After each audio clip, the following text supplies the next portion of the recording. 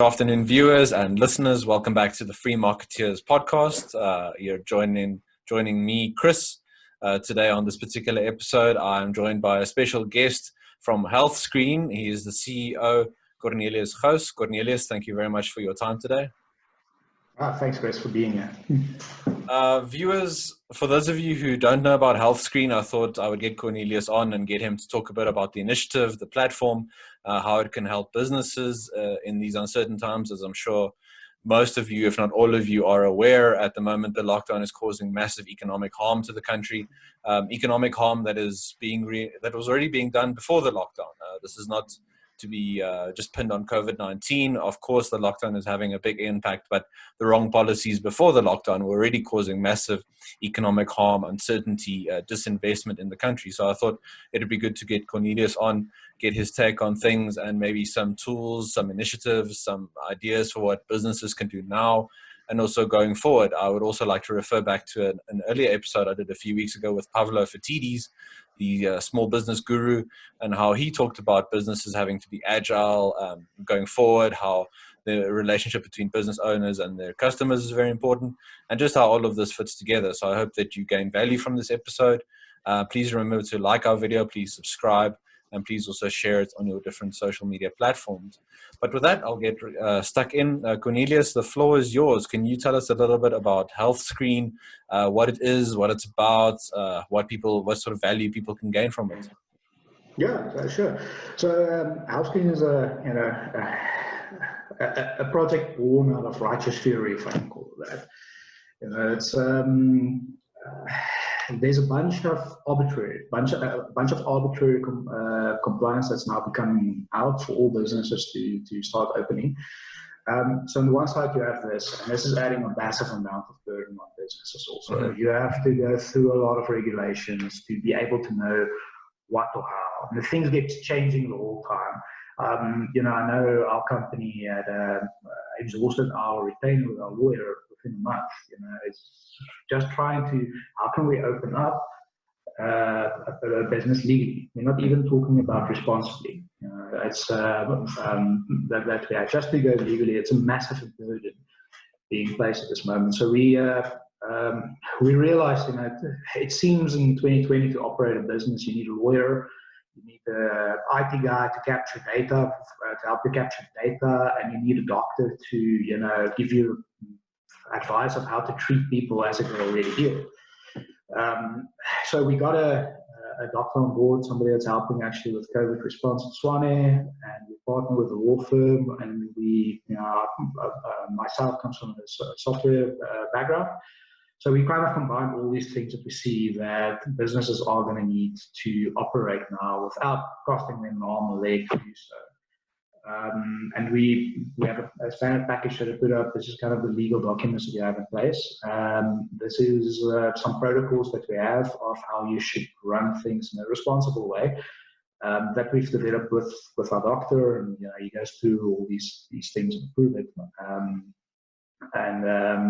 What we have is because we realize there's a lot of businesses that's running under stress, that they are not sure what they're doing is the right thing. And you can read as much as you want to, it doesn't feel that nice, that safe for you to actually open up. So what we're offering is we actually offer a remote inspection of the businesses. So it's one of our products, and that's where we start with our product before we introduce you to the rest of the things. We offer you with a remote inspection that you can have a video call with us, or we tell you what videos and photos to take, send it to us.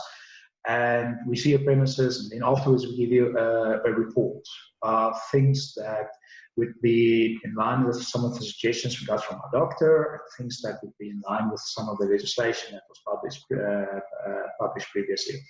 And this information that you can, you have a higher degree of certainty now for that. So we've actually found that there's a bunch of people that the business that's been already running, but they're scared.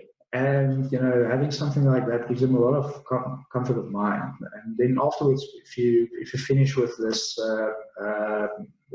report that we give you, and you implemented some of the measures that we talk about there, we have another inspection. And then if everything is in order from the way we see it should be, in terms of not just legal compliance, but also the doctor's recommendations of how we think things should be run.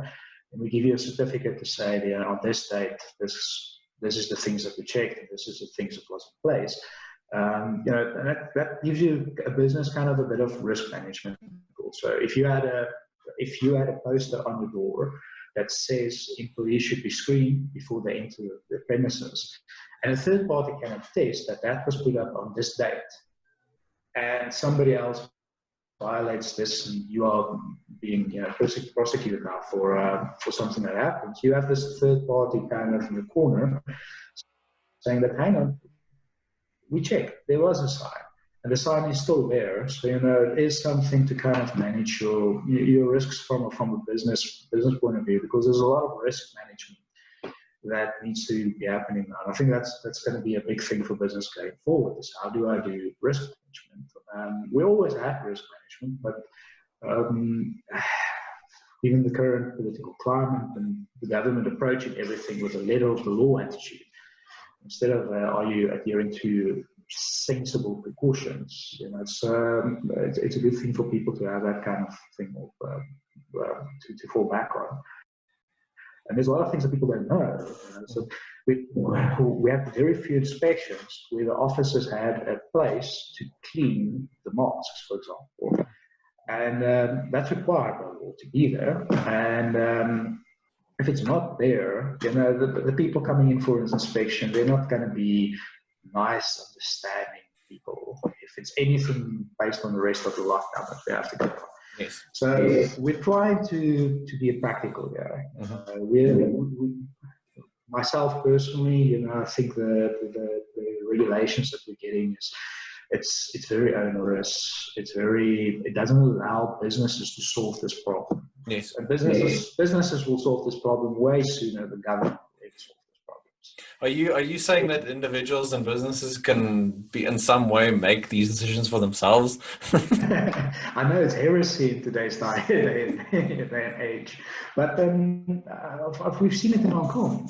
Hong Kong, there's individuals that, based on information that they've gathered, with complete lack from the government. In fact, some things is illegal. Like after Hong Kong protest, it was illegal to wear masks. And the protesters decided they think a responsible response would be to wear masks. So they're not forcing it onto anybody, but they have from themselves chosen, we're going to start wearing masks against the law. So they went against the government with any guidance from the government, and there's a community started implementing practices which they, as a community, understood to be good ways. And it's not ill-informed. It's not like somebody is just in the corner trying to say things. Yes, and be malicious or anything like that. Yeah. Ways. Yes, it's people. It's not. Nobody's got the 100% right strategies at this stage. Exactly. We don't understand yet what the strategy should be. But these guys from Hong Kong, they were able to get together and start trying stuff. And as a community, better standards started emerging as the government would ever be able to enforce on top. And in South Africa, we can see a very similar thing. It's not that people. The people crying for the economy to be open. They're not crying out for the economy to be open and kill other people. Yes, it's not one versus the other. There shouldn't be this dichotomy of economy or health. I mean, we see it all around us. Lots of people, maybe of more middle class, if we want to call it that, they can afford to be at home for a month or two. But even there, the pressure is mounting. If you think of the pressure being mounted on the middle class, to then also expect the informal sector to adhere to these arbitrary regulations, you simply take away anyone's ability to make a living for themselves and for their families. You're going to end up with so one of the reasons we're trying to get a cheap solution out for everybody to be quick to get back onto business and feel comfortable about it is because historically we've always seen every time legislation comes out mandating certain thing, you have to get a lawyer in to be able to operate. To get a lawyer in, you need money.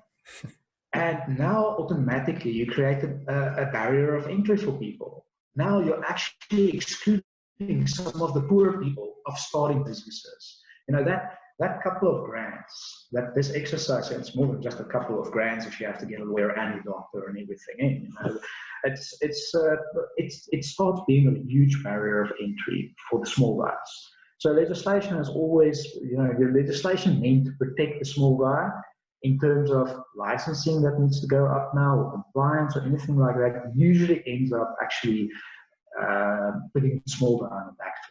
And that is why we're trying to get actually, you know, it's like, how can we get people this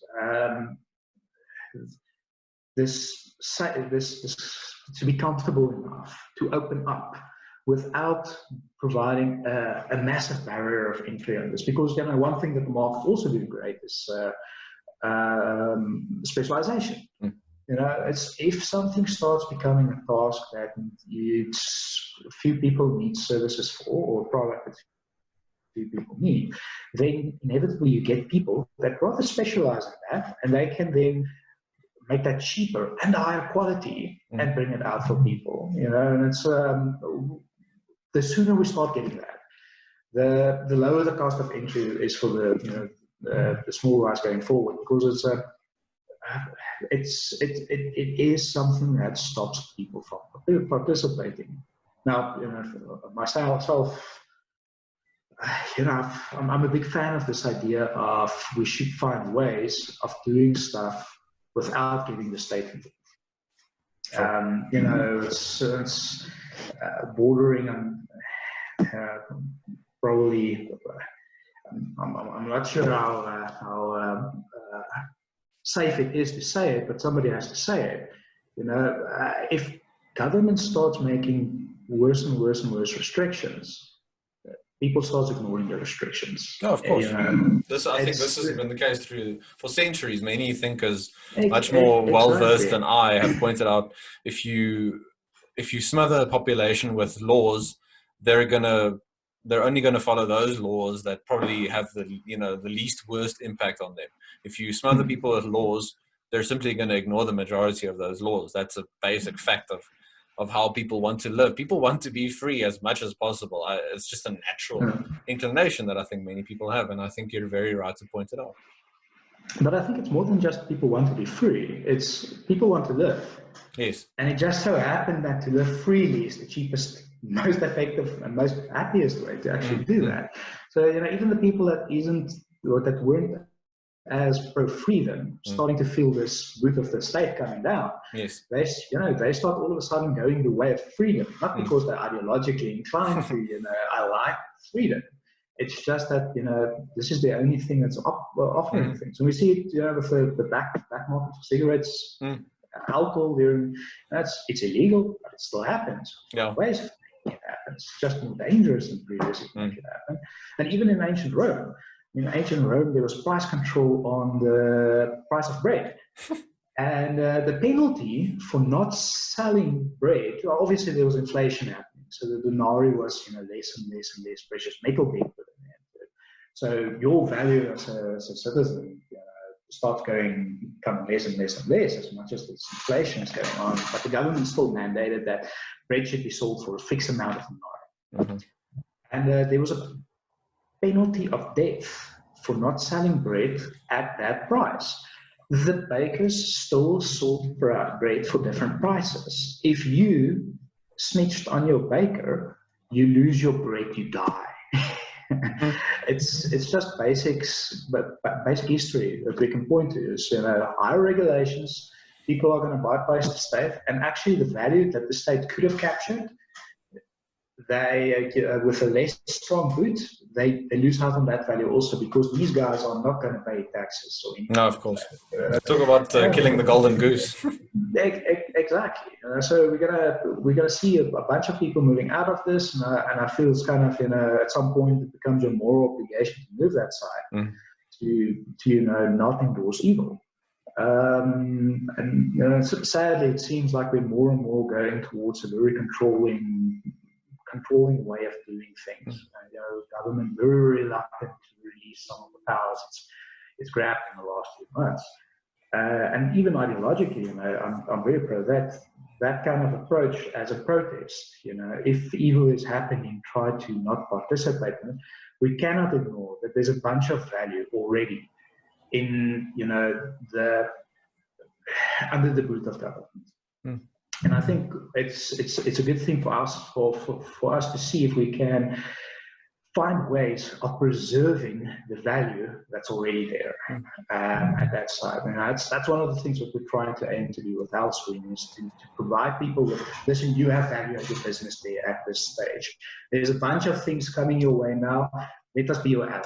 Let us help you get on a sensible way, get up and running there, so that your employees can actually feel safe. We can say, listen, we are following the research. We have medical advice on this. We can have a sensible way for doing that for you. But there's also this unfair risk that you have to manage now, this political risk. How can we, as much as possible, help you identify where these risks might be and help you mitigate those risks, so that you don't get the value of your business and the value you bring to your community in that area, the jobs you're paying, the customers that's getting satisfaction and joy from the products that you're getting, and producing other stuff maybe from the services that you're delivering. How can we preserve that as much as possible for you without taking a massive strain on you as a business, above and beyond the risks that any business takes of trying to find out what is the key things that their customer needs, anticipating that needs. That should be the big primary risks for business. And I can understand how business would say, listen, my customers want to feel safe. How can I find a way of making my customers feel safer? And trying to get medical advice in, or some kind of sensible way of approaching that. It's something I can see a business would want to do. You don't need to have a very strong hand on somebody like that, or they will end up with customers that either the customers want to go to a business that takes these kind of considerations, and each customer is going to think different kind of considerations is different things. Currently we have individuals who think that you should go out in public and you should wear a mask. And then you have individuals that think that if you're wearing a mask all the time in public, you're going to compromise your immune system. So there's a bunch of different kind of opposing viewpoints in there. And we don't know what that is. But the top-down approach that we have currently, it's very difficult to follow. Nobody is allowed to have different approaches or experiment with different kind of strategies voluntarily. I'm not talking about somebody going into the street and ripping off people's masks that decided to wear masks. That would be evil to do something like that. But to have this kind of top-down approach to this, I can mention is one of the key things in legislation that's now there is it's hard to pass through. You have to at your business have 70% plus alcohol content, hand sanitizer, for your clients that comes in and for your employees. As your employees, you must have that for them. The longer sorry to interrupt, but the longer the ban on alcohol goes on, people might start looking at that sanitizer to fulfill that. Talk about unintended consequences. Yes, exactly. It's like exactly the thing that happened in Prohibition with the alcohol ban. During Prohibition in America, they had laws that if you manufacture alcohol for industrial purposes, you must make it poisonous. That is one of the reasons, it must not be consumable. Sure. It must not be a consumable thing, else you may not use it in industrial application. That's how the old prohibition laws used to work. That is why something like methylated spirits is able to get past the sin taxes, because it's poisonous. But now what's happening is methylated spirits is on the shelves, and there's a bunch of people that's not kind of desperate to get the alcohol. And we're treating this as a sin instead of a problem, a health problem. Instead of a health problem, we're treating this as a moral corruption. And now some of these guys go and they take methylated spirits, they mix it in with Fanta grape or whatever, and that's their alcohol now. There's got, some of those people die because of this. So I think things have consequences. It's, and it's, the other thing is that, alcohol production is cheap because there's a massive amount of it being produced. Obviously, if you take some of the market away, then the production of it's going to go down also. But yeah, so the government is mandating this 70% alcohol content. But there are alternatives to this with medical testing, classified as disinfectants that's less harsh on your hands and actually does a better job of eliminating viruses that are available. And some of the businesses we've been helping with, they did get this, and it's like, Shana, no, you're doing a great job. Trying to be proactive, trying to do the right thing for their customers and for their employees. And it's a better alternative, probably. But from what I heard from some of the council I had, it's a better alternative than the alcohol-based solution could be, and it's just as effective, if not more effective. But in the law, it is written 70% or higher, and I mean currently, if we look at the exercise laws now, you're allowed to walk, you're allowed to run, and you're allowed to go do yoga. Walk, run, and cycle. But if you go and you do yoga, they arrest you, even though you're on your own, even though it's an exercise we know, even though there's nobody near you. Doing yoga is illegal because it's not explicitly stated. Yes. So we went from a framework that was a lot more based on a reason and a rationale of achieving stuff to a framework now of whitelisting things. Right. And when we get to whitelisting things, you say you are not allowed to innovate. You're not allowed to make it better. You're only allowed to do this. We, the state, will innovate. The state can't innovate. Yeah. There is no way for the state to innovate. And that's just one of the many things out there that's causing progress to stop and be stopped forever. It's a very, I suppose, old school way of viewing the role of the state and the economy and all this sort of thing. I think, well, I hope more people realize now, if you introduce any sort of regulation or government interference in the economy, just how big the impact can be, just how much the harm can be that's caused. Hopefully that's something that people will learn from this. I wanted to ask you, in terms of the regulations and the lockdown levels and that sort of thing, how does that impact, or does it impact at all, what the sort of information that you can provide to clients? Is so if someone goes to your website, for example, is it sort of updated daily? Do you think, does what you recommend apply regardless of the current lockdown level? Because I know none of us want to think about it, but a few politicians have said, well, if you don't behave, we're going to go back to level 5. So, I mean, that might be a thing in the future. So does the advice that you sort of provide apply regardless? Yeah, so I mean, it's not just the legislation that's changing all the time. The scientific opinions are changing also. I'm hesitant to use scientific opinions here because it's more based on what people, not enough time has passed to actually do decent replicatable studies on this. Right. Everybody is going with good guesses, good models that they try, they think this is good models, or they've seen this work kind of there. So it's very anecdotal kind of evidence that we're getting in at the moment. Some of it less anecdotal than other stuff that we're getting in. But even that, I mean, that's changing the whole time currently. So it's not just in terms of things changing. It's not just the laws. It's also the recommended responses from various different people is also changing with that. So what we do is we have a list of, like I said, the good practices that we work with some people to compile together and say that this is good practices, and we start with that. Then we move to what does the law say. Okay. So our first thing is we want to have the good practices, and then how do we manage your legal risks also in that regards. But these things change. So when we do the inspection and everything, we have a certain viewpoint about it. If it change, we contact the people we've done inspections with. We say, listen, this is the things that we've learned. We recommend you implement some of these changes. getting underway. We have online cloud-based software that does most of the information screening you need to do. You need to screen employees coming in. You need to book visitors. There's a bunch of things that you need to, if you have a face-to-face meeting, you have to book that. All of that things is now in the legislation that is what you should do.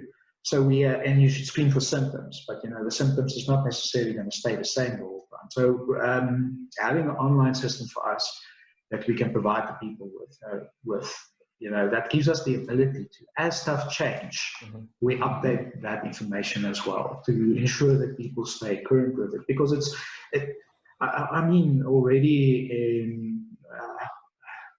I read in one of the articles where the president said that we have to prepare ourselves in a year from now. The lockdown might be gone, but there will still be restrictions. Yes, exactly. So, in terms of a business kind of thing for that, I don't think it's a good idea for a business to look for a solution just now and cool, I have it. This thing is going to change so much. Business is going to have to find a partner moving forward who can help that. And that's why I mentioned that when I get the three things: you need a lawyer, you need a doctor, and you need people to help you with data capture. And I think that's where the software side is nice, because it's a good way, since it's cloud based, we can easily push updates there and help people actually automatically guiding them into the next things. So now, hey, listen, instead of just checking for a dry cough, you also have to check for body aches. It's like already on the list, you have to check for body aches. But as an example, if things should change, it's easy for us to push things through that side and help businesses getting easier. And the other thing, of course, is that if you are a bunch of businesses that consume the same thing, then you don't have to figure it out on your own all the time. And every situation that you come in with is slightly different. So one thing we had a woman that would be a good candidate for this COVID response officer that they have in the offices. So each office needs to have a COVID response officer. And this woman would be a good candidate, but the nursery schools aren't open, so she has a child. Can the child come work with her? Questions like that. So since we figure that out for somebody just now, for one of our clients, if any of our other clients now have all of a sudden has a requirement about can I do that? Then we've already put in the time investment of trying to figure this out. And we can just easily pass on this recommendations to the other person again. And there's a bunch of these things that's going to come up because none of those have been thought through, or implemented in a practical way. It's not about, it's people. It seems the way the legislation is being pushed out, it's not about how can we practically get. It's very, very much. We have to protect people from themselves. Yes. Approach to the legislation, and the problem with that is that now businesses have to protect themselves against their employees. It's a horrible cascade of bad dominoes falling in terms of relationships. Yep. Now more than ever, because of the kind of liabilities being placed on business. Now more than ever, businesses need to have employees that they have a very good relationship with. Because employees more than ever now becomes a liability. If you step out of place on a small amount of thing of that, your employee have either the option of coming to use business and trying to sort it out with you. It's like, listen, I don't think we have a clean space to wash our masks. We think, we should get a clean mask. So that's one approach, is a healthy approach to try and do that. First, resolve it with your internal relationship with each other, because you're going to have a long few years together with each other to try and resolve that. But now, if that person goes directly without trying to get you involved in the process, and goes to some government official and reports you for that. From what we've seen so far, how the government is cracking down on legal, breakers of legislation, that's going to be very, very bad consequences.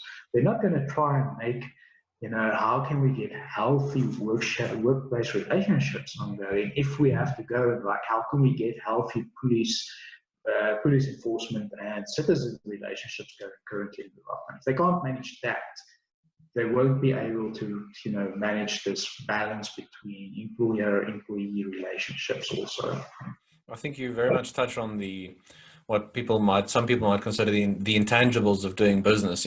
Sometimes we focus on just the cold hard numbers and the balance sheets and that sort of thing, but the relationship between the business owner and employees, between the business and the customers, yeah, I reinforce again the importance of being agile nowadays, especially going forward, and how businesses need to use every tool they can to be almost, I want to use a word that I've heard a lot from Sakaliga, be state-proof.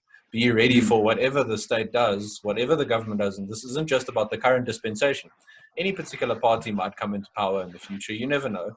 And you need to make sure that your business is as robust as possible so that you can keep on making a living and can keep on employing people. The way that policies have been going before the lockdown, it was very much anti-business and anti-growth, which, it shouldn't surprise us that there were more than 10 million people unemployed in the country before the lockdown. It's probably, I don't even want to know about how many it will be when we've left all levels of lockdown. Who knows at what point that might actually happen.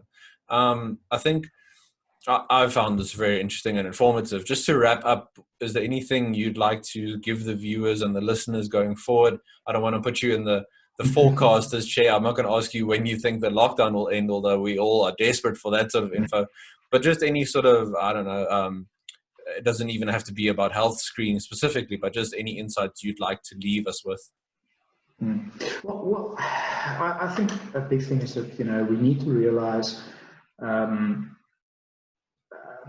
our community relationships that we have with each other. There's a lot of them, and those things are going to become a lot more important going forward. Your relationship with your clients, your relationship with your employees, your relationship with people in your areas, your suppliers, those kind of things are going to become a lot more important because we're in uncertain times. Nobody is kind of sure to the full extent the legalities of everything. So people are unfortunately erring on the side of political caution instead of economical caution, and that's going to make the relationships you have with your employees and with your suppliers and your clients all the more important, because that's one thing they can kind of still trust towards. So I think that's an important thing. You need to be wary of that and make sure that you enforce this nice amendment, and show that you can be a person who have empathy for people's fears. In certain ways of trying to help to deal with that, but still be reasonable. Get reasonable results from that. But I think another big thing is, we should stop being paralyzed by fear. We should, if you have a business and you think you can open up, if you're not sure, give us a contact us. Let us try and help you figure out what does opening up safe mean. Let's not be paralyzed with fear. Let's actually get to a point where we can bring the value that's already there, stop it from being destroyed further, because a lot of value has already been destroyed, and we need to now rebuild some of that value going forward. So let's start as quickly as possible, rebuilding that value going forward as responsibly as we can, while mitigating the risk as a business to certain things. But life is never going to be risk-free. No. But we have to get to a point where we start saying, listen, let's not destroy all the value that we have. And because value, when I say value, I don't want people to see value as a monetary thing only. That value is your time investment, your relationships that you have, your access to resources you need to make a living. That kind of value. That's very important things that your employees probably also value a lot. So be brave, get out there. If you're wondering how to do it responsibly, get in contact with somebody like us that can give you some ease of mind and tell you what we know, what we don't know, and yeah, so living. I think in the interest of not living in fear anymore, not letting fear dominate our lives, Cornelius, would you like to give the viewers and the listeners where exactly they can follow you, find your work, maybe get in touch with Health Screen, any websites, phone numbers, anything like that? So you can get in contact with us on just all the details on our website. It's healthscreen.co.za. You'll see the packages that we offer, and then also in the contact details that you can get in contact with us if you have any queries. We also have a Facebook page, but predominantly at this stage, most of the content delivery we're doing through the website, so that probably be investing. We're also updating it from time to time with new information. So we'll probably in the next week or so we'll also add it there. So, and then you can also subscribe to our newsletter there if you want to stay up to date with some information. Excellent. Thank you. Cornelius, I want to thank you very much for your time. I found it invaluable, and I'm sure many people who are watching and listening will also really enjoy this episode and hopefully use it going forward. Viewers and listeners, thank you for your time once again. We greatly appreciate your support here at the Free Market Foundation. Please, again, remember to like the video. Please share it. Please subscribe to our YouTube channel. We are also now sharing our podcasts on other platforms, including Spotify and Google Podcasts. We're also looking at adding a few others. We are also on Anchor FM, so you can subscribe there if you prefer the audio version. I will leave all the links in the description below, including the link to Health Screen for those of you who want to contact them and make use of their services. But for now, I think we'll say bye. Good luck for the next few days and lockdown until we talk to you again. Keep your heads up, keep the spirits up as best as you can, and we'll see you again very soon. But for now, cheers.